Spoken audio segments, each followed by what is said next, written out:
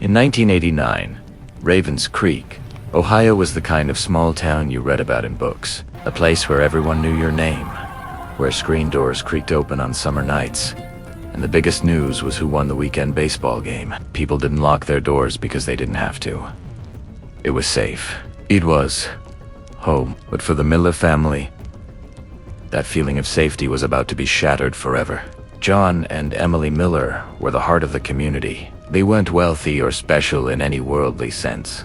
John was a factory worker, pulling long night shifts to provide for his family. Emily was a new mother, finally blessed with the twins she and John had prayed for 6 long years.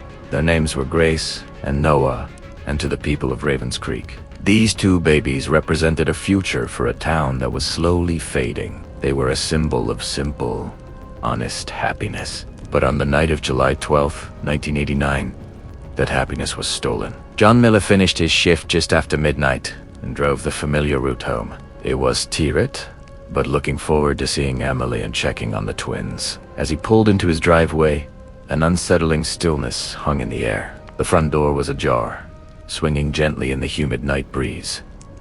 A chill ran down his spine. He called out, "Emily, I'm home." The only reply was silence. He stepped inside, his heart beginning to pound in his chest. The house was quiet. Too quiet. He raced upstairs, drawn to the faint glow of the nursery light. It flickered, erratically, casting strange, dancing shadows across the wallpaper. He pushed the door open. What he saw would haunt him for the rest of his life. 2 cribs stood side by side, just as they always did. One had a blanket neatly folded, as if waiting for a baby who would never return. The other crib was completely, terrifyingly empty. Both of his children were gone, and so was his wife, Emily. There was no note.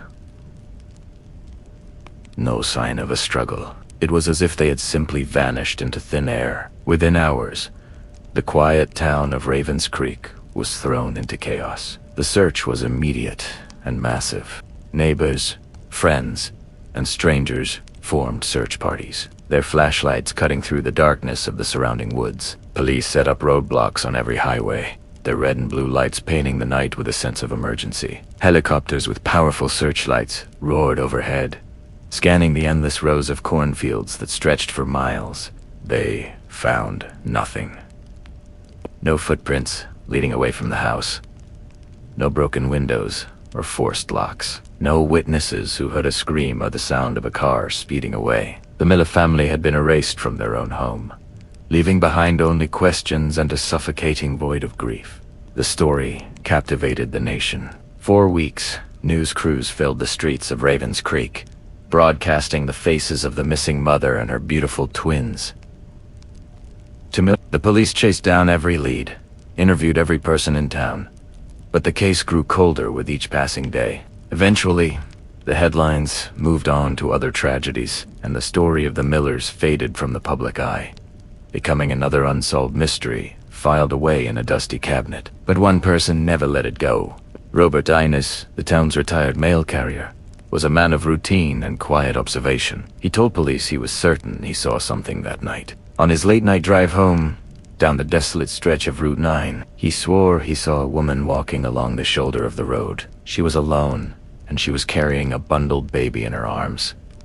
But his story was dismissed. It was dark, he was old, and with no other evidence, his sighting was chalked up to an old man's foggy memory. For 3 decades, the case remained frozen in time, a wound that never healed for the town or for John Miller. Until now, 33 years later, hundreds of miles away in Michigan, a college student decides to take a simple, at-home DNA test out of curiosity. A few clicks, a swab of the cheek, and a small vial sent off to a lab. They were just hoping to learn a bit more about their ancestry, but the results that came back would do more than just build a family tree. They would ignite a firestorm, sending shockwaves all the way back to the quiet, forgotten town of Ravens Creek. The test revealed a link that investigators had missed for over 30 years, a connection that would prove Robert N., the old mail carrier, wasn't just seeing things. It would prove that some secrets can't stay buried forever. and some disappearances are just waiting for the right moment to be solved. The real question isn't just what happened to the Miller family. The real question is, who was that mysterious woman on Route 9? What secret was she carrying that night, bundled in her arms? And why has it taken 33 years for the truth to finally start crawling out of the dark? The answers to everything begin right now. Thank you so much for joining me on this incredible journey. If you find these kinds of stories as compelling as I do, make sure to hit that subscribe button and turn on notifications so you don't want to miss what happens next. You're not going to want to miss a single second of this. Before the tragedy, the Millers were the kind of family you'd find on a postcard from Middle America. John Miller, 32, had grown up in Ravens Creek, a town surrounded by cornfields and stubborn dreams. He was quiet, hardworking, and known for fixing everything from tractors to broken hearts. His wife, Emily, 28, was the opposite. Bright, talkative, always humming old country songs while hanging laundry under the maple trees. Together, they looked like a couple from another era, untouched by the chaos of the world outside. They met at the county fair in 1983. John won her a stuffed bear at the ring toss, and by that winter, they were inseparable. Married the following spring, they built a small white house at the edge of Ravens Creek. For years, the one thing missing was a child. Doctors told them it might never happen. But then, in the fall of '88, Emily discovered she was pregnant with twins. The town celebrated with them. After all, in Ravens Creek, everyone knew everyone, and a birth meant hope. Grace and Noah were born on March 14th, 1989. Premature, but healthy. The local newspaper even ran a small feature, double blessing for the Miller family. Emily framed the clipping and kept it by the crib. She called them her miracle babies. Neighbors often saw Emily pushing the twin stroller down Maple Street. She'd stop at the bakery, chatting with Mrs. Keene, or sit under the oak tree by the post office. John worked long hours, but on weekends, he'd mow the lawn while Emily sang to the babies from the porch. It was a simple, peaceful rhythm, the kind that makes you believe nothing bad could ever happen. But beneath that calm, something was shifting. A series of small, strange moments began to unsettle Emily. Toys moved from one crib to the other. The back door always looked, sometimes stood shut. She once found a muddy footprint in the hallway, too large to be John's. When she mentioned it, he laughed it off. Probably the mailman, he said, but Emily stopped smiling. One evening, she told her sister over the phone, "Sometimes I feel like someone's watching us." Nobody took her seriously. After all, Ravens Creek wasn't the kind of place where people vanished. Not yet. Then came the letter. No return address. Just a single line typed on yellowed paper. "You don't deserve both." Emily showed it to John. He burned it in the sink, told her it was some cruel prank. But the next morning, she found the ashes swept neatly into a jar, and the same words scrawled on the nursery window in the fog. That was 2 days before the twins disappeared. And though no one knew it then, that letter would become the first real clue in a mystery that would haunt Ravens Creek for the next 3 decades. Summer in Ravens Creek was always slow, sweet, and golden. The kind of heat that made the cornfields shimmer in the air, smell like fresh-cut grass. For the Millers, it was perfect. Every morning, Emily would sit on the porch with Grace and Noah in her lap, rocking them gently, while the cicadas hummed their endless song. She'd hum too, soft tunes that seemed to make the twins smile even in their sleep. John's mornings were quieter. He left for the factory before dawn, coughing and kissing Emily on the forehead as she watched the twins stretch and yawn. On weekends, he'd fix the fence, mow the lawn, and sometimes teach Noah how to stack blocks, while Grace babbled at her little sister's doll, a gift from the county fair. Neighbors waved from their porches, and life moved at a rhythm so ordinary, it almost felt sacred. The town itself seemed to celebrate them. Mrs. Keene at the bakery reserved the first cinnamon rolls of the morning for Emily and the twins. At the grocery store, the clerk always slipped a sticker into Grace's tiny hand. The local park echoed with laughter as children ran barefoot through sprinklers, and Emily often joined, carrying the twins in a stroller, greeting everyone she passed. Evenings were the Millers' favorite. The sun dropped behind the cornfields, painting the sky pink and gold. John would strum his guitar while Emily sang, the twins clapping along in their high chairs. It was simple, ordinary joy. The kind that makes you forget the world outside. The kind that gives a family a sense of immortality. But beneath that, calm cracks were beginning to show. Emily noticed shadows in corners where none should exist. Little things that didn't belong. A toy in the wrong crib. Footsteps in the hall at night. The mail carrier mentioned seeing a stranger loitering near the miller's driveway. John brushed it off, thinking it was her imagination. But Emily couldn't shake the feeling that something was coming. Something dark that didn't belong in their golden summer. One evening, as the sun dipped low and the wind whispered through the maple leaves, Emily paused while rocking the twins. Grays laughed at a bird fluttering past. Noah gurgled happily, but Emily's eyes caught movement at the edge of the yard. A figure standing just beyond the fence, barely visible, watching. She blinked. Gone. Just as quickly as it appeared, it was gone. Sid told John, trying to hide the panic in her voice, but he only smiled. "You're imagining things," he said, gently. "The twins are safe. That's all that matters." And for a while, she believed him. That summer afternoon, the town of Ravens Creek remained blissfully unaware of the storm gathering on its horizon. The sun set, the fireflies blinked into existence, and the miller's laughter floated across the yards and streets. It was perfect, peaceful, and ordinary. The kind of calm that makes the coming chaos feel even more impossible to comprehend. But that calm, as all come before a storm, was only temporary. The night that followed would shatter everything. It'd say no sense, and leave a question that would haunt the town for decades. How could two tiny lives vanish without a trace, in a place where everyone knew your name, and every street was familiar? And as Ravens Creek slept, no one could have guessed that the ordinary summer days were about to end forever.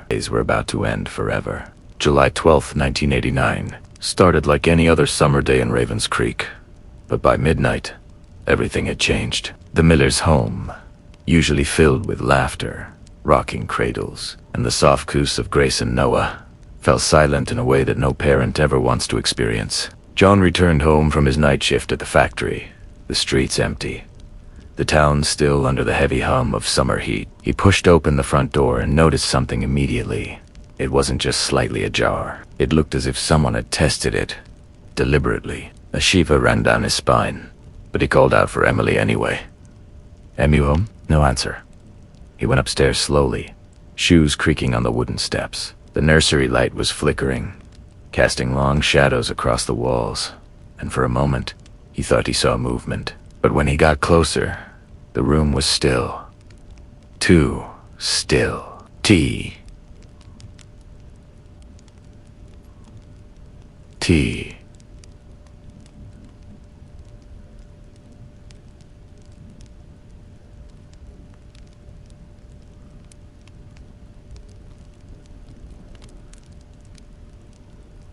Love. There should have been two babies, bundled in blankets, their tiny hands waving in the night. But only one crib held a folded blanket, untouched and empty.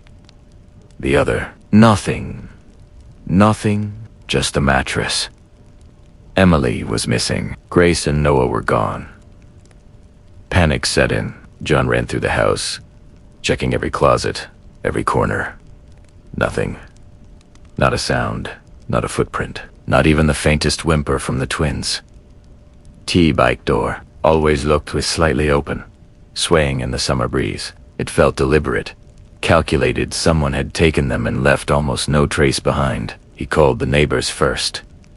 Mrs. Keene from the bakery came running in her slippers, followed by several others who had lived in Ravens Creek all their lives. Phones rang, lights flickered on in the surrounding houses. Then came the call to the police. Detective Carl Simmons arrived within the hour, mid-40s, methodical, and known for his patience.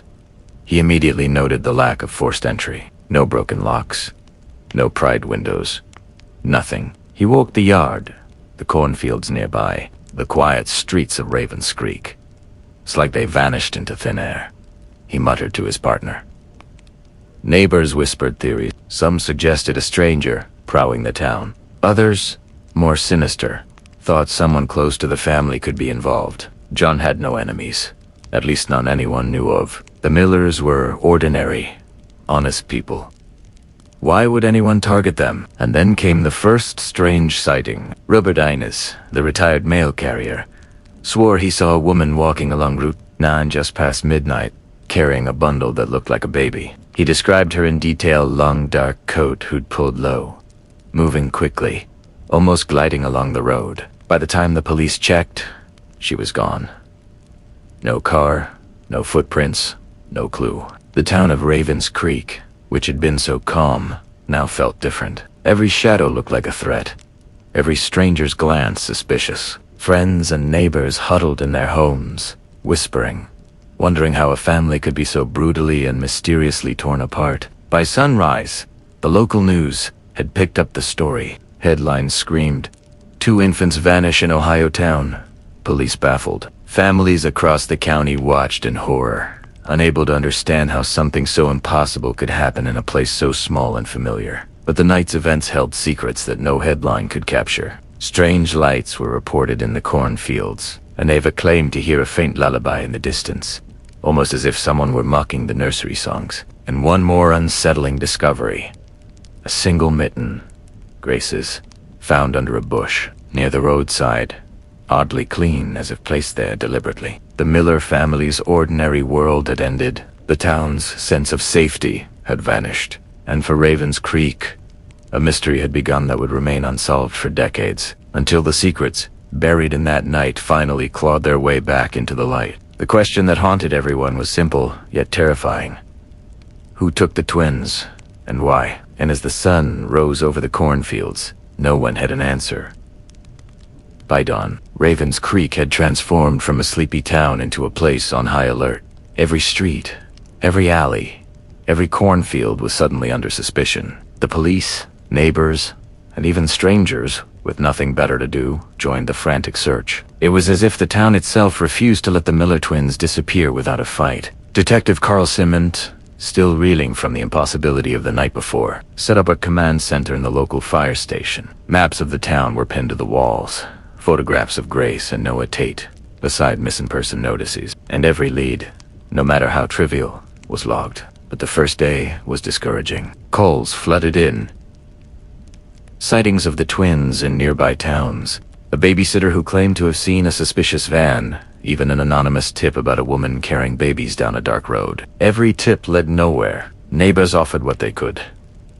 Mrs. Keene, the bakery owner, swore she had heard strange noises late at night, but couldn't be sure. Tommy Riley, the paperboy, remembered seeing a car parked near the Miller's home around midnight, but nothing concrete emerged. The search through the cornfields, the riverbank, and abandoned sheds yielded only disappointment and frustration. Meanwhile, the town's fear grew. Rumors spread faster than police cars could chase them. Some whispered that the twins were taken by someone who wanted revenge on the Millers, though the family had no known enemies. Others suspected an organized operation, a stranger from outside the county. A few even believed the unimaginable, that the twins had been spirited away by someone who intended to raise them as their own. The media arrived the next day, amplifying the tension. Reporters camped outside the Miller's home, cameras trained on the empty cribs, visible through the windows. National news agencies began labeling the case the vanishing of Ravens Creek. With every story, the town's collective anxiety multiplied. Parents held their children closer. Neighbors watched each other's homes. And even John and Emily struggled to make sense of what had happened. The police were methodical, but the clues were scarce.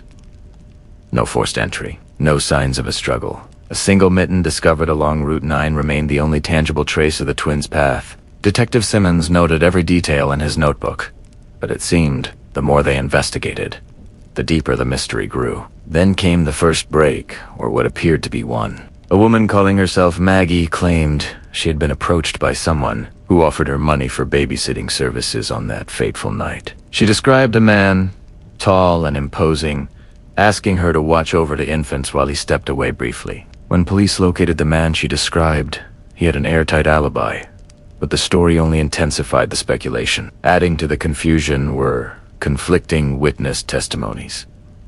Robert Innes, the retired mail carrier, insisted he saw a woman with a bundled baby walking along Route 9. Others claimed to have seen a van parked near the Miller's driveway, doors swinging open and shut. Some townsfolk reported hearing the cries of babies in the night, but none of the accounts matched, leaving investigators frustrated and the public restless. The Millers, meanwhile, were under a microscope. Every neighbor, every friend, every relative wondered if someone close to them could be responsible. John and Emily endured endless questions, their grief compounded by suspicion. Interviews revealed nothing. Background checks showed no hidden debts, no secret disputes, nothing to explain why someone would target their family. Yet, the unease remained, a tension that gripped the town like a physical weight. Days turned into weeks. Police expanded the search radius, checking abandoned homes, empty barns, and even the local river. Volunteers scoured every inch of surrounding woods, shining flashlights into crevices and hollows where no one should be, but the twins remained invisible. Each failed lead left the town more paranoid, and the Städten made the mystery feel heavier. Detective Simmons wrote in his journal one evening, "This isn't just a missing persons case. Something about this doesn't add up.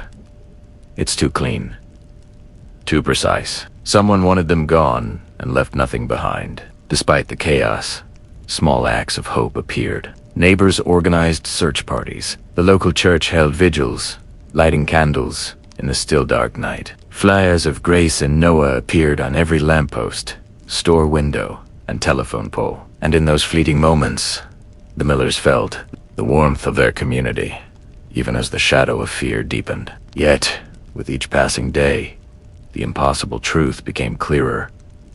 Ravens Creek might never see the twins again, and if that were true, the questions would only multiply. Who took them? Why? And how could someone commit such a crime in a town where everyone thought they were safe? The investigation had begun, but the answers were nowhere in sight. Every lead that promised hope turned into a dead end. Every clue contradicted another, and the town remained suspended in the tension of a nightmare that refused to end. Because in Ravens Creek, the truth was out there, but someone, somewhere, was determined to keep it buried. Weeks into the investigation, Ravens Creek was still holding its collective breath. The missing twins had become a shadow over the town, every corner and street haunted by their absence. The police were exhausted, and the community's patience was thinning. Then, something unexpected happened. A confession that would shake everything the town thought it knew. It started with a knock at the sheriff's office. A woman, disheveled and trembling, introduced herself as Leila Carpenter. She claimed to have information about the twins' disappearance, though her story was tangled and hesitant at first. She spoke in fragments. "I saw someone take them. I didn't know what to do. Told maybe nobody would believe me." Detective Carl Simmons listened carefully. He had learned early in his career that confessions like these often contained grains of truth hidden beneath layers of fear and fabrication. But something about Lila's voice, the raw honesty, the fear that seemed to seep from her very bones, made him pause. Lila revealed a detail that caught the investigators off guard. She claimed that on the night of July she had been near the Miller's home, delivering a package for a neighbor. She saw a car parked down the street, lights dimmed and a figure carrying a bundle, unmistakably a baby. But then, she added a line that would twist the case even further. It wasn't just one baby, there were two. I saw them. Twins. Her testimony sent a ripple through the investigation. Until that point, there had been speculation, conflicting sightings, but no direct witness who could confirm the number of children taken. Lila's observation, however, aligned with what John and Emily had feared. Both Grace and Noah were gone. But Lila didn't stop there. She claimed she had seen a man approach the car. Someone tall, unshaven, wearing a dark coat. He handed her an envelope before driving off. She had kept it all these years, too scared to speak. Inside was a birth record. Not hers. Not hers to have, but unmistakably listing Grace and Noah Miller as born in a hospital 3 towns over, with names slightly altered. Someone had falsified the records to cover their tracks. Detective Simmons felt a chill run down his spine. Hidden in plain sight, someone had rewritten history. The twins' existence had been documented, then masked. A paper trail designed to mislead any future inquiry. The implications were staggering. Not only had the children been taken, but someone had gone to meticulous lengths to erase their original identities. The investigators immediately cross-checked the birth record against hospital archives, and what they found only deepened the mystery. The names were different, yes, but other details. Birth weight, date, gender, even tiny medical notes matched the Millers' records perfectly. Somehow, whoever orchestrated the abduction had access to the hospital's internal files, suggesting inside help or an accomplice with knowledge few could possess. Meanwhile, the town was buzzing with rumors. Some claimed Lila Carpenter had ties to a distant family feud. Others whispered that she had been coerced into silence. The truth was murky, but the revelation of a hidden birth record offered the first tangible link to the twins' fate in over a month. The confession also forced Detective Simmons to reevaluate every witness statement. Robert Innes, the retired mail carrier who had seen the mysterious woman on Route 9, now seemed less like a misremembering old man and more like a key observer. The pieces were slowly converging, but the picture remained incomplete. Adding pressure, Lila's revelation reopened old wounds for the Millers. Emily sat in the sheriff's office, staring at the birth record, tears streaming down her face. "They tried to erase them," she whispered. "They tried to make it like Grace and Noah never existed." John clenched his fists, rage and grief intertwining. "We won't let them get away with it," he said, voice shaking. By the end of the day, a new investigation branch was established, focusing on the falsified birth records and tracing any leads to the mysterious man Leela had described. It was a painstaking process. Hospitals rarely welcomed scrutiny, and decades-old documents were notoriously difficult to authenticate. But for the first time in weeks, hope returned, fragile but undeniable. Yet, with hope came fear. If someone could manipulate birth records, falsify identities, and vanish without a trace, who else was involved? And more importantly, what had happened to Grace and Noah in the years since their disappearance? The town of Ravens Creek had glimpsed the first real evidence of the twins' fate, but the revelation came with a warning. The truth, when it finally emerged, would be far stranger than anyone could imagine, because behind every falsified record, every hesitant confession, there was a shadowed network, a hidden hand shaping the fate of the missing twins. And the next discovery would make it clear just how deep the deception ran. And as Detective Simmons stared at Lila's trembling hands, he realized this.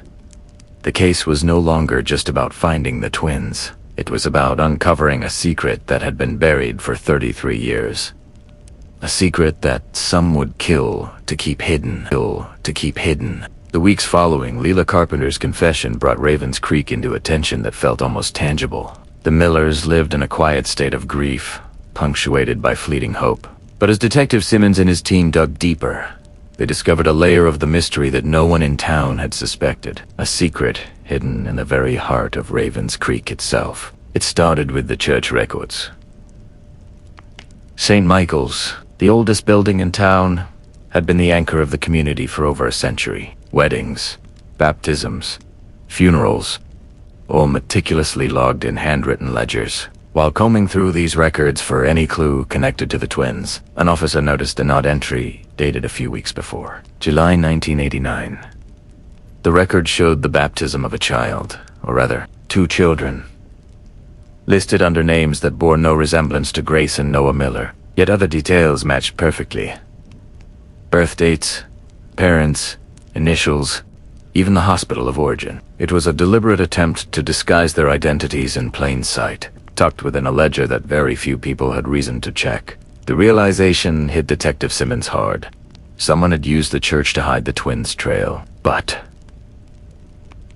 why the church? That question led Simmons to Reverend Thomas Caldwell, a man in his late 60s, whose presence in the town was as constant as the steeple's bell. Reverend Caldwell was known for discretion.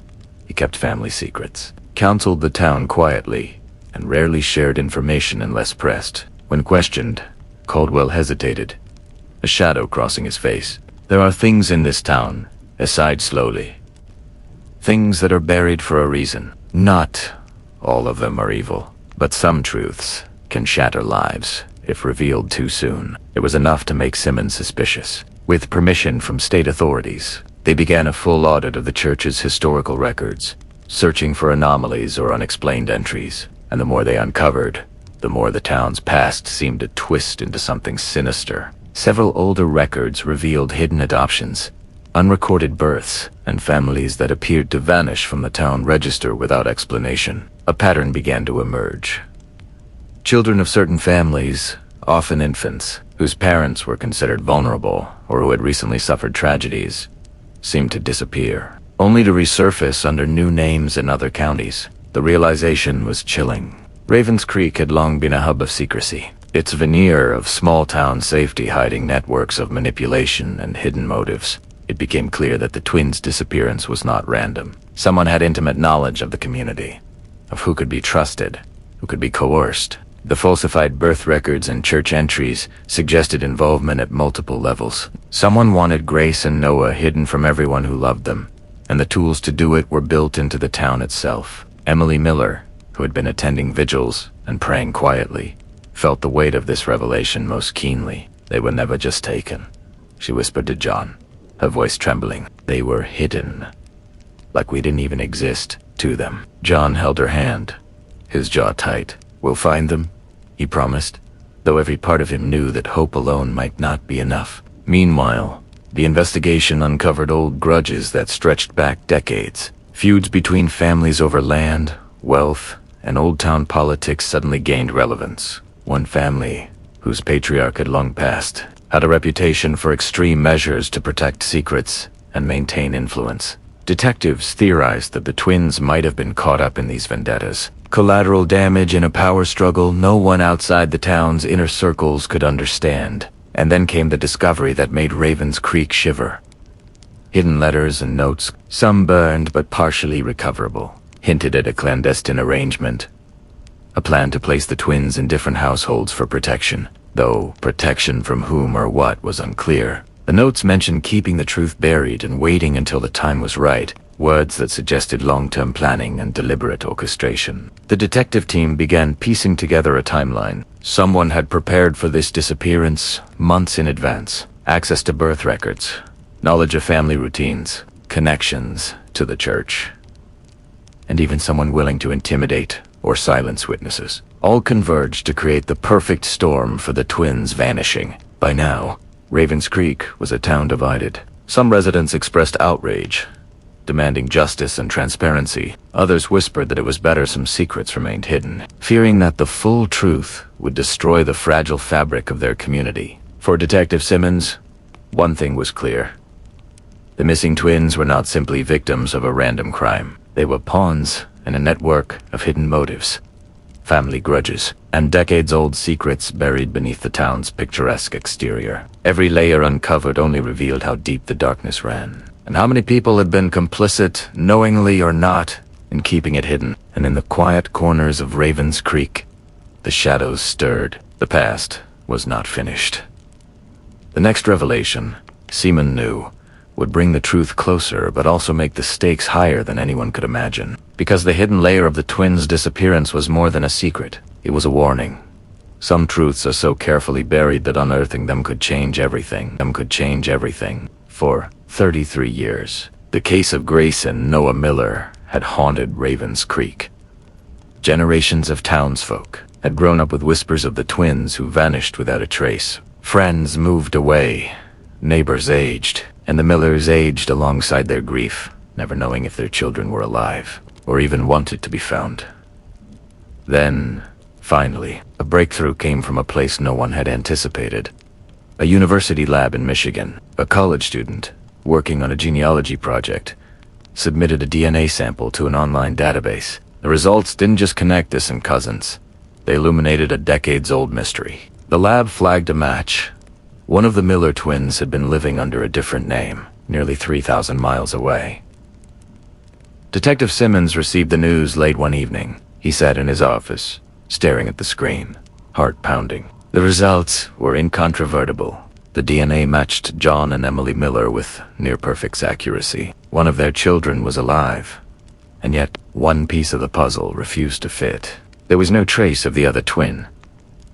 Emily and John were brought to the lab under escort. The moment they saw the report, Emily gasped. Tears streamed down her face as she whispered, "One of them. But where is the other?" John gripped her hand so tightly that his knuckles whitened. The joy of finding a child alive was immediate, but it was shadowed by the crushing weight of the unknown. The lab confirmed the details. The child had grown up in foster care, legally adopted at a young age, and had no knowledge of their biological parents. The adoption records were clean, official, and yet incomplete. The original documents had been falsified, the trail deliberately obscured. Whoever had orchestrated the twins' disappearance had anticipated a future like this. One child hidden perfectly, while the others, fate remained shrouded in mystery. Detective Simmons convened his team immediately. "This changes everything," he said. "We now know someone went to extreme lengths to hide the children, but it's also possible that the second child was separated for a reason we don't yet understand, and the trail may still be active." The discovery also prompted a re-evaluation of the old witnesses. Leela Carpenter, the retired mail carrier, Robert and even Maggie Reynolds. Their memories suddenly gained new significance. Each fragment of testimony was now a piece of a timeline pointing to the twins' separation. But why? And how had one child remained hidden for decades, without detection? For Emily, the revelation was overwhelming. Sitting in the quiet of the police station, she could hardly process the mixture of relief, fear, and sorrow. "We have one back," she said, voice trembling. But who decided which one? John remained silent, staring at the floor, imagining a night 33 years ago where some stranger had chosen, in a moment, the fate of their family. Meanwhile, the town reacted with shock. News outlets quickly picked up the story. 33 years later, one twin phone DNA brings new leads. Ravens Creek, still haunted by the original disappearance, suddenly felt alive again, buzzing with speculation, hope, and fear. Conversations in coffee shops, grocery stores, and on street corners all returned to a single question. Where was the second twin? But the DNA revelation carried another, darker implication. The surviving twins' adoptive family had been completely unaware of the connection. They had grown up loving and protecting the child, but unknowingly, they had been part of a decades-long deception. Detective Simmons understood immediately. Unraveling the full truth meant navigating a delicate web of foster care, adoption records, and potential witnesses who may have been complicit, willingly or unwillingly, in the concealment. The first call was to the Michigan University. Investigators arranged meetings, reviewed old records, and began tracing every detail about the surviving twins' upbringing. And almost immediately, anomalies emerged, medical notes that didn't match the adoption file. Caregivers who vaguely remembered visitors asking about special circumstances, and even an old photograph tucked into a scrapbook that seemed oddly familiar. Detective Simmons wrote in his journal, "The DNA confirms hope, but also deepens the mystery. One child is found, yes, but the absence of the other suggests something far more deliberate, far more sinister. Whoever orchestrated this knew exactly what they were doing, and we are only beginning to understand the scope." For the Millers, the emotional weight was intense. They were elated to find a part of their family, yet haunted by what remained missing. Sleepless nights returned, not from uncertainty about the living twin, but from fear, grief, and frustration over the one still lost. And in Ravens Creek, as word spread of the DNA breakthrough, the town itself seemed to hold its breath once more. Every face, every shadow, every neighbor suddenly felt like it could be part of the solution, or part of the decades-long deception. Because one thing was certain, the discovery of a single twin did not end the case. It only opened a door. Behind it lay the truth about the vanished sibling, the secrets of the abduction, and the network of lies that had allowed one family to be torn apart for 33 years. And Detective Simmons knew, as he looked over the DNA report, that the real confrontation, the night of revelation, discovery, and possibly danger was still ahead. The question now was no longer if the missing twin could be found. It was, when, and at what cost. And at what cost? The day the surviving twin was brought to Ravens Creek felt surreal. 33 years of pain, questions, and unrelenting hope had led to this moment. John and Emily Miller sat in the police station, hands trembling, hearts racine, as the door opened. And there, standing nervously in the fluorescent light, Was their child older now? 19? Grown into someone they barely recognized, yet unmistakably their own. The reunion was raw and immediate. Emily collapsed into tears, clutching the young adult in her arms. John whispered her name repeatedly, his voice breaking, trying to bridge the decades lost. The surviving twin, whose life had been lived under a different name and family, struggled to reconcile the emotions, a mix of confusion, and a sense of loss they couldn't yet name. The weight of a missing sibling hung over every word, every hesitation. But the joy was bittersweet. One twin remained missing, the question of their fate lingering like a shadow in the room. Investigators had hoped that finding one child would lead quickly to the other. But the trail was cold. No new DNA matches. No credible sightings.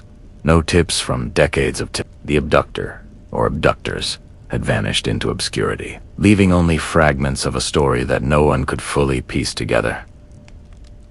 Detective Simmons reviewed every detail once more. The surviving twins' DNA had confirmed biological connection, and the falsified birth and adoption records had shown deliberate concealment. Whoever had orchestrated the disappearance had not only taken the children, but had meticulously erased their identities, separating one and leaving the others trail cold.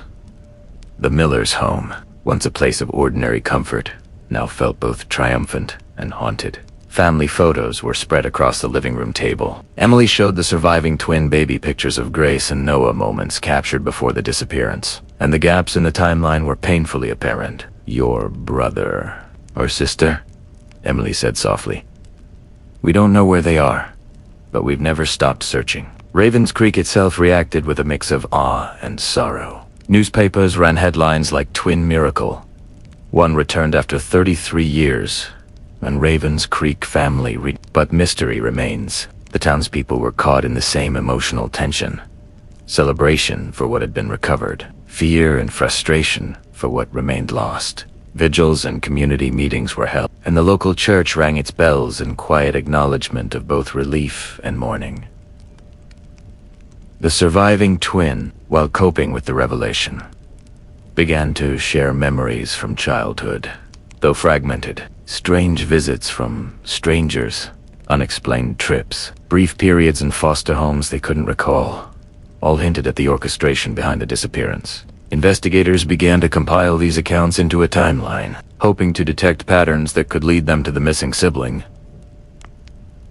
The Millers faced another daunting task: explaining decades of absence to someone who had lived a completely separate life. Counseling sessions were arranged, support networks activated, and media exposure minimized to protect the young adult from being overwhelmed. The emotional toll was immense, but John and Emily's resolve never wavered. Every day without the other twin felt like a reminder that their family was still incomplete. New leads emerged from unexpected sources. Distant relatives, previously unaware of connections to the Millers, came forward with fragments of information. Old letters, whispered family lore, and hints of arrangements that had occurred decades earlier. Some suggested the possibility of a distant town or state where the missing twin had been placed. Though verification was challenging, investigators combed through adoption agencies, hospital records, and foster care logs, but each lead brought more questions than answers. As the weeks passed, a theory began to solidify. The surviving twins' placement had been strategic.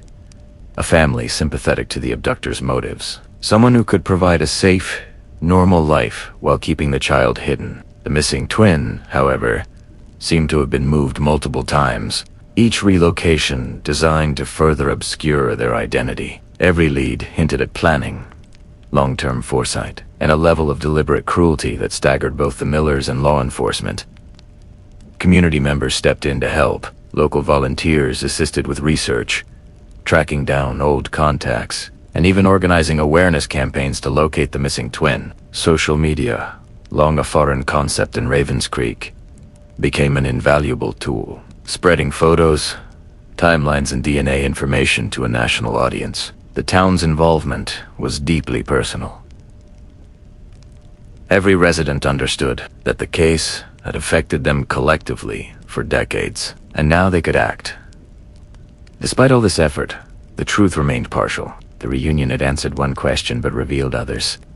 Who was responsible? How had the twins been chosen and separated? And most importantly, where was the missing sibling? Each day without answers was a reminder of the meticulous planning that had kept the secret for so long. Emily often sat quietly with the surviving twin, holding their hand, showing them photographs, and speaking gently about the sibling they had never met. "I promise," she would whisper, "we will find them, no matter what it takes." John, equally determined, began coordinating with law enforcement and genealogical experts, leaving no stone unturned in the search for their other child. The reunion, while miraculous, underscored the profound depth of the case. One twin had been returned, but the story was incomplete. The abduction, the falsified records, the hidden timelines all pointed to a web of secrets that extended beyond what anyone in Ravens Creek had imagined. And as the town celebrated the small miracle, a shadow remained, haunting every family dinner, every community gathering, and every quiet moment of reflection. One twin was still missing. Detective Simmons, reflecting on the case in his office, wrote in his journal, "We've found one, but the other's fate is still a mystery. The threads of this crime are tangled in ways we are only beginning to comprehend. Whoever orchestrated this had a plan, and we need to uncover it before time buries it again." The truth, as it always does, was still out there, and the quest for the missing twin, the final piece of the Miller family, had only just begun. As the dust settled over Ravens Creek, the town struggled to reconcile the miracle of reunion with the unresolved tragedy that lingered. One twin had been found, the years of separation finally bridged, yet the other remained hidden somewhere in the vast, uncertain world. For John and Emily Miller, life had been irrevocably altered, their family both whole and incomplete at the same time. Sitting together on the porch one evening, the surviving twin by their side, Emily reflected on the journey. 33 years, she whispered, voice heavy with emotion. 33 years of wondering, hoping, praying, and now, here you are. But the other, still out there. John's hand covered hers, a silent anchor against the storm of grief, relief, and determination swirling inside them. The story of Grace and Noah Miller had become a tapestry of human resilience, fear, and the lengths people go to protect or conceal. The town had watched, held its breath, and felt each twist and turn as if it were their own. Ravens Creek had learned a hard lesson. Evil can lurk in the ordinary, and the smallest communities are not immune to calculated deception. Detective Simmons, now decades older and more reflective, reviewed the case files one last time. Every witness, every falsified record, every fragment of testimony had been catalogued, analyzed, and crossed. Yet he understood that some truths might never emerge. "We've solved parts of it," he told his team, "but the real story, the motives, the mind behind the abduction, the fate of the missing twin, remains elusive." The acknowledgement weighed heavily on him. Investigation, no matter how thorough, had limits, especially against decades of careful planning and secrecy. For the surviving twin, the experience was transformative but confusing. Suddenly thrust into a family that had existed only in stories, they grappled with the idea that someone had taken them and their sibling, rewriting history without consent. Memories from foster care, glimpses of strangers, and the sense of displacement now formed part of a narrative they were only beginning to understand. It was a new identity, forged from fragments of a hidden past, one that would take years to fully reconcile. Ravens Creek itself continued to grapple with the implications. Conversations over coffee, at the grocery store, and on quiet streets now included the words hidden secrets and long-term deception. Some residents felt guilt. They had lived near the Millers, seen shadows in the night, but had done nothing, or perhaps had overlooked the signs. Others expressed gratitude for the reunion, a reminder of human resilience and hope against unimaginable odds. The case also highlighted the evolution of investigative tools. DNA, once a novelty, had become the catalyst for closure. Online genealogy, modern forensic techniques, and diligent detective work converged to create a breakthrough decades after the crime. For law enforcement, it was a testament to persistence and the growing power of technology. Two unearthed truths once thought lost forever But amidst the triumph was the stark reality. One twin remained missing, their whereabouts unknown, their identity potentially altered, their story untold. The question of what became of them, whether they lived nearby, miles away, or even outside the country, haunted every thought, every plan for closure. For the Millers, it was a reminder that hope must coexist with uncertainty, that love does not vanish, even when circumstances obscure it. As part of the reflection, community meetings and discussions emerged, focusing not just on the twins, but on preventing such tragedies in the future. Policies around adoption, foster care, and child protection were scrutinized. Parents and caregivers engaged in dialogues about vigilance, awareness, and advocacy. Ravens Creek had been forever changed, and its citizens felt a collective responsibility to ensure the safety of children and the integrity of records moving forward. Emily often spoke about lessons learned. We've discovered that evil can be meticulous, patient, and hidden in plain sight, she told the local newspaper. But we've also learned that love, perseverance, and community cannot be erased. Even when life seems to steal everything from you, there is a chance, sometimes decades later, to reclaim a piece of what was lost. For Detective Simmons, the reflection was professional and personal. He had seen countless cases, many ending in despair, some in fleeting triumphs. This one, however, lingered in a unique space between justice and enigma. The surviving twins' return represented success, yet the missing siblings symbolized the unresolved, a reminder that human cunning can sometimes outpace human investigation. It was a lesson in humility and persistence. The Millers began rebuilding routines, integrating the surviving twin into family traditions, stories, and daily life. Birthdays, holidays, and milestones were bittersweet, punctuated by the awareness that one child remained absent.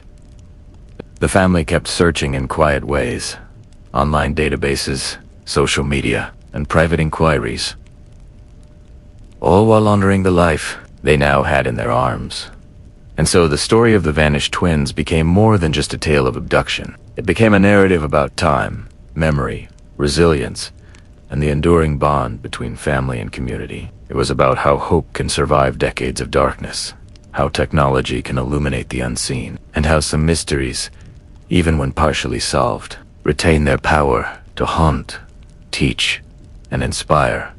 The town of Ravens Creek, while scarred, had found purpose in the tragedy. Awareness campaigns, community vigilance, and a renewed commitment to children's safety became lasting legacies of a night that changed everything. And while the final chapter of the missing twin had yet to be written, the journey of search, discovery, and partial closure reminded everyone that human connection, the love of parents, the vigilance of neighbors, and the dedication of law enforcement can endure even the most impossible circumstances. In the end, the case of the Miller twins was a story of duality, joy and sorrow, revelation and mystery, reunion and absence. It reminded the world that even in the darkest tales, hope can find a foothold, yet some truths remain just out of reach, haunting us, teaching us, and compelling us to keep looking until every shadow is illuminated. Because Ravens Creek had learned something profound. Some mysteries never fully end, but the search itself, and the courage to continue it, can bring healing, insight, and perhaps, one day, the resolution that decades of darkness have long denied. The story closes here for now, leaving an echo of hope, a whisper of caution, and a question that will linger. Where's the missing twin, and what secrets are still waiting to emerge from the shadows?